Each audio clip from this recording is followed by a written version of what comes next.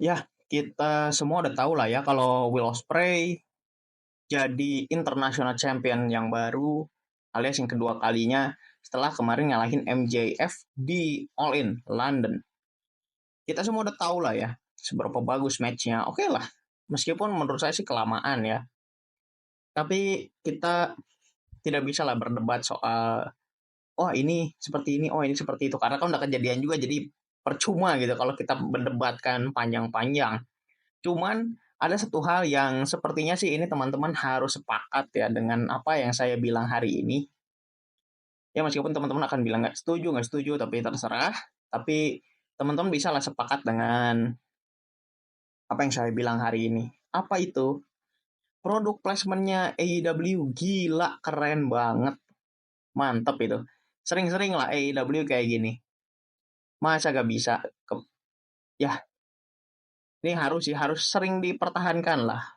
Ada produk placement seperti ini. Ya,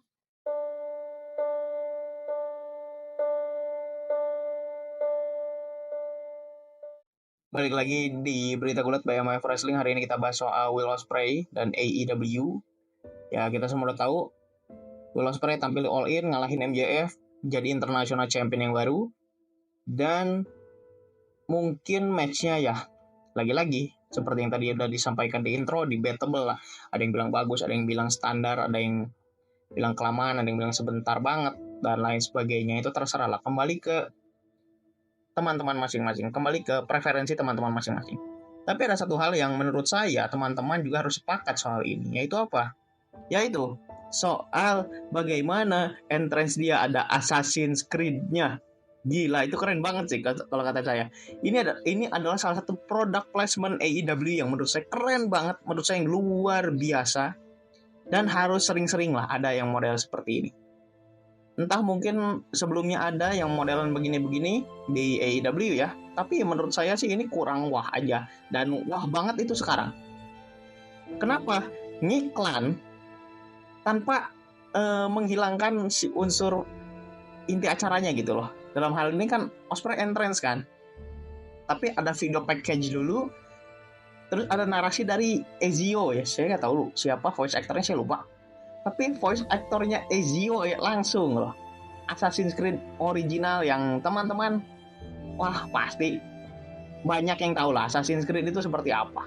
Meskipun nggak main yang terbaru-terbaru, tapi seenggaknya kalau Assassin's Creed yang pertama, yang kedua, itu pasti teman-teman nggak ada yang nggak tahu gitu. Bahkan saya yang nggak main Assassin's Creed pun, ya dalam hal ini sih saya main Assassin's Creed-nya yang zaman dulu, yang zaman di Java itu loh. Itu teman-teman pasti tahu lah gitu. Seberapa bagus Assassin's Creed itu. Nah, sekarang kenapa sih itu bisa kejadian gitu loh? Yang mana buat saya itu luar biasa dan ya buat AEW, buat Will Ospreay maupun buat Ubisoft ya sebagai developer itu bagus kalau kata saya. Kenapa? Jadi kalau dari ceritanya si Ospreay itu dia diceritain kalau itu semua gara-gara ada seorang temennya yang dalam tanda kutip jadi comblangnya biar si Ospreay dan AEW itu lebih banyak ya Osprey pribadi sih lebih spesifiknya lebih banyak ngobrol sama pihak Ubisoft. Ini semua dia ungkapkan waktu post media scrumnya All In ya. Berarti pas udah acara banget tuh. Jadi kan awalnya itu kalau berdasarkan ceritanya dia itu kan pas Wrestle Kingdom dia itu kan entrance sebagai inilah ngambil referensinya dari Jacob Fire ya, yaitu ya karakter utama dari seri Assassin's Creed Syndicate. Terus gara-gara itu dia jadi ya dalam tanda kutip dimacomblangin lah sama Ubisoft. Terus juga dapat banyak feedback yang menarik gitu loh. Dan waktu itu si orangnya itu kayak ngasih tahu Osprey, Pak, bentar lagi Assassin's Creed yang baru keluar loh, Assassin's Creed Shadow.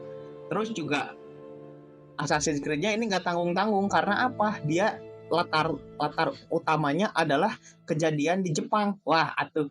Ini Osprey nggak kurang menarik apa ya buat dia gitu karena Osprey lama di Jepang, terus Osprey udah cukup melekat gitu ya sama orang Jepang ya, kultur Jepang dan lain sebagainya.